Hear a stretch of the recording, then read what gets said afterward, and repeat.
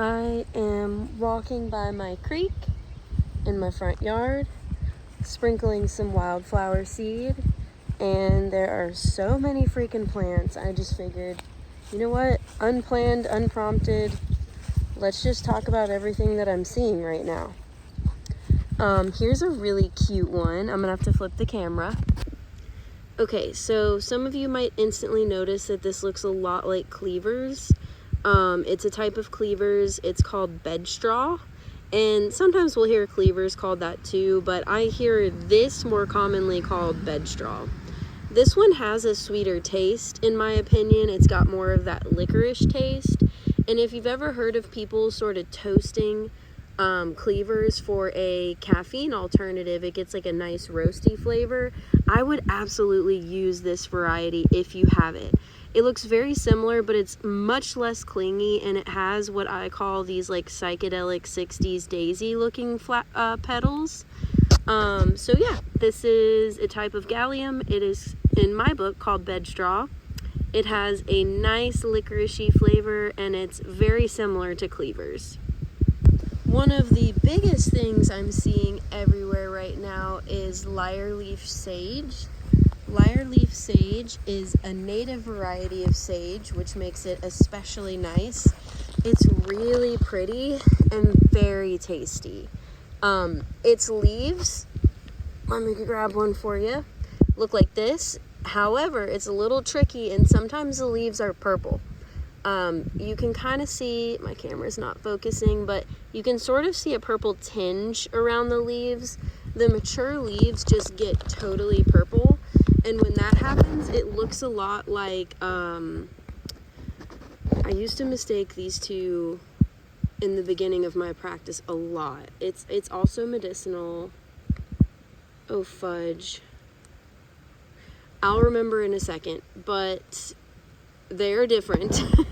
And this is lyre-leaf sage. You can feel the stem. It's square. It's in the mint family. You can take a little taste of the flowers. They're incredibly sweet and delicious.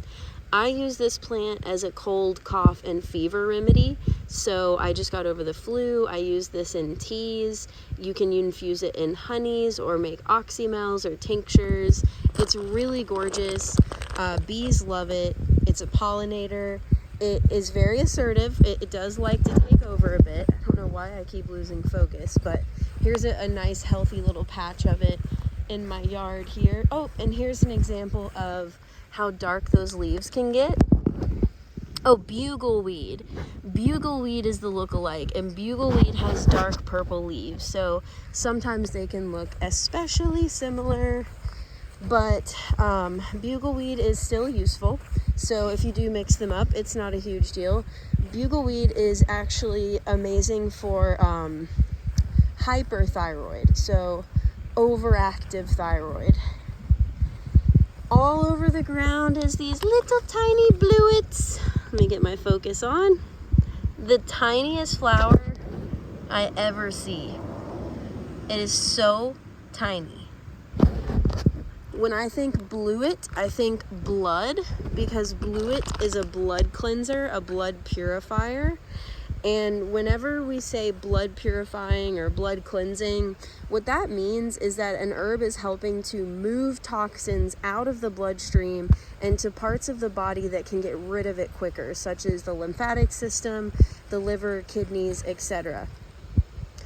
So bluets are really great for helping to sort of detoxify toxins.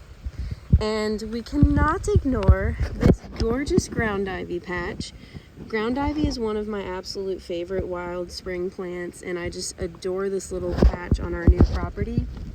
To me, there aren't sweeter flowers than this. Come on, focus. There we go. I think these are the sweetest little flowers ever. I guess if I put my hand there, my phone just can't focus on both. They are purple.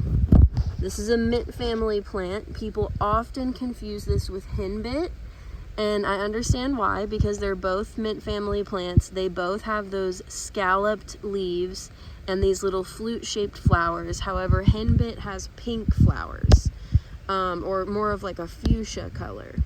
And then people mistake it for dead nettle a lot. I don't really understand that one because dead nettle is a different color no matter which dead nettle you're looking at, purple, red, etc.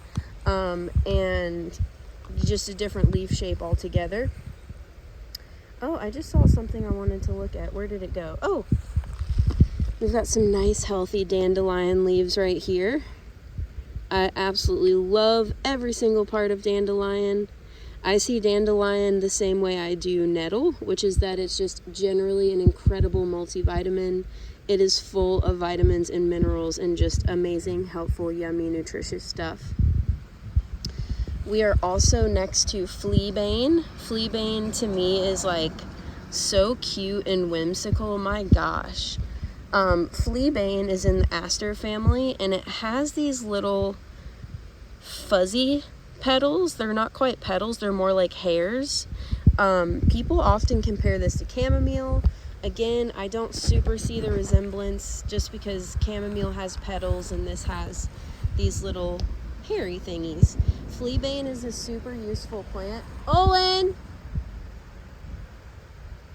It is what I call a playground herb. A playground or backyard herb, if you will, because it's found everywhere and it does everything. Same with plantain. It's probably most known for being able to stop or slow bleeding, very similar to yarrow. It's very good at that. It does it very fast. So if you're out and about and you see some fleabane, you've got a gushing cut, you can use fleabane to help stop it. It can also be used internally in that way. So again, if you're out and about and you get an injury and you're not sure if you're internally bleeding, you can make a tea from fleabane just to be safe. Fleabane has helped it to stop internal bleeding on several occasions that I know of. So keep that in mind. We are, of course, also near lots of plantain. This is what a plantain leaf looks like. It has really strong veins, you can see on the back. There are quite a few plantains. I feel like once you get familiar enough with one, you can kind of spot out the others. This is definitely common plantain, but we do have narrow leaf plantain and a few others, and they're all quite useful. They all work the same, and that is that they're very soothing. I absolutely love and probably use plantain the most for itching, bug bites, rashes, you name it. It's incredibly soothing. So plantain and fleabane are those backyard playground herbs that are easy to find. They have a lot to offer. They're very soothing, whether you have cuts, scrapes, bruises, any sort of boo-boo, if you will. So now we're on the other side of my creek. We have more woodland type plants over here. So let's see what we can find. I know I saw some wild ginger earlier. I'm gonna have to flip the camera. Here is a patch of wild ginger, and it's next to wild violet. I often hear these confused, but violet is much thinner and has lots more veins. Wild ginger's really smooth. It's got that kind of separation in between the heart shape. It doesn't quite come to a point, and it's a little fuzzy. Let's see if there's a flower. I don't think there's a flower quite on this one yet, but they have really cool little flowers that grow at the very bottom of the stem. Now, we call wild ginger because it has a slight warming gingery taste, not because it has the same uses. So if you are needing to use ginger, do not replace it with wild ginger. The body also cannot tolerate quite as much wild ginger as it can regular ginger. So just don't see it as a replacement and see it as more of a fun, wild edible that you can nibble on that has a nice ginger flavor. I last year candied some wild ginger roots, and I made a syrup with sweet cicely, which is another delicious wild woodland herb that's out right now. Here is some Japanese honeysuckle vine.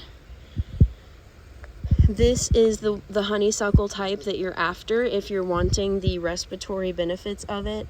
It helps to open the airways. It's very anti-inflammatory, and it's antiviral. So this plant was being studied a lot during COVID and was absolutely in all of our remedies for COVID, and still is in our cough syrup. Very handy dandy herb. I mentioned the vining one because there is a type of American honeysuckle that does not grow in a vine, and it does not have those same properties. So it's very important to make sure that you have the vining Japanese honeysuckle.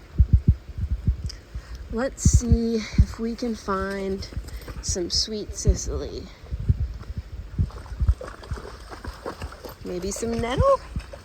This actually looks like false nettle. Yeah, I think that's false nettle. Let's see. What do we have here?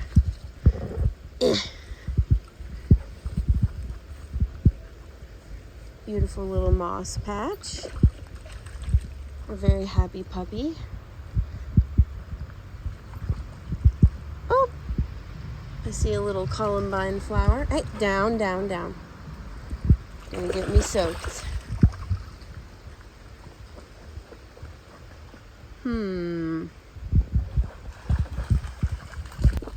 There it is. Sweet Sicily. Sweet, sweet Sicily. Sweet Sicily is very delicate. I sometimes hear people compare it to hemlock. No way. Hemlock could never be this delicate. It's very soft. It, bounces with the wind. But most notably, it has a delicious flavor, which is what I use it for. It and chervil have a very similar sort of sweet, but also kind of savory flavor. I've seen chefs use this as a simple syrup for cocktails, and things like that. It would make a great cordial. It's got a very light taste. If you just sort of trim it, the whole aerial part is tasty, but I really like the young ones, so I would snap it off about here and nibble on the stem. This is what the leaves look like. It's got sort of a pinkish tint towards the bottom. Again, just very dainty. The flowers are really sweet and dainty. This is good for colds and coughs, as is chervil. But it's not like super strong in that way. It's just, sort of an added benefit in my book. Especially if you're out here grabbing herbs to make a little cold tea, then you might as well add this one because it's freaking heckin' delicious. And here's some more of it, just to show you a nice tall one. I've never seen it get taller than this. And it's got a really dark stem on this nice big one. Still very dainty. There's one next to it. It is really quite similar to chervil. This one is going to look so very different so soon, so I would recommend going back to some of our videos from last year. But these are jewelweed starts, which I'm really grateful to see at this new property because jewelweed is a very useful summer plant. This plant is very soft. It's like very wet and full of water, which is important to note. When the plant gets taller, the stem will actually get these like knots that look like if you pierce them, water would just shoot out. The plant is very cooling, very wet. The reason this plant is so useful is for poison ivy. Very specifically, it is what you need when you have poison ivy. It does help relieve other rashes and itching because of its cooling, soothing effect, but it very seriously fights poison ivy. Here's a little start here. Here's a little start here. This plant can be hard to identify through something like a video because it just kind of looks like spurge or like any other green thing. It's just very soft and wet, and that's the most important thing I can tell you.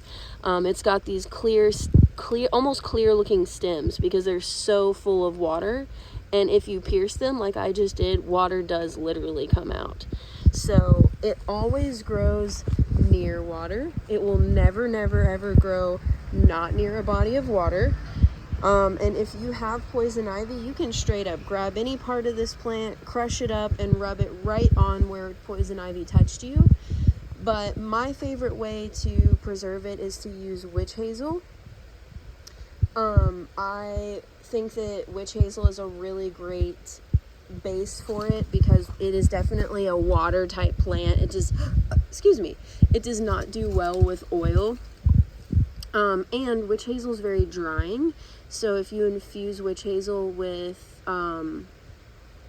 jewelweed and spray it onto poison ivy, which is like very oily and spreading, it can help dry it up quicker too, which is really, really fantastic. This is just a great plant. It's called jewelweed because it gets these gorgeous like orange leopard looking jewel like flowers, and there's a couple colors out there. There's a red and there's an orange, so both are just as useful. Okay, there's one that's really special. I'm not going to go over it in full because what you need to do is go to our Patreon and type in wild lettuce and watch the entire video dedicated to this plant because it's very cool and it's got a lot going on. But I am right next to it, so let me go ahead and show it to you. This is wild lettuce. There's many varieties, so see which one grows closest to you. If you snap the leaf of this plant and white goop comes out, let me see if I can get it nice and goopy to show you. There we go. Oh, come on, camera. It's oozing this like white milky sap. As long as it has that, then you're good to go. Hold on. There it is. There's the goopy white latex of this plant. So that is where the medicine is. Now go watch that video.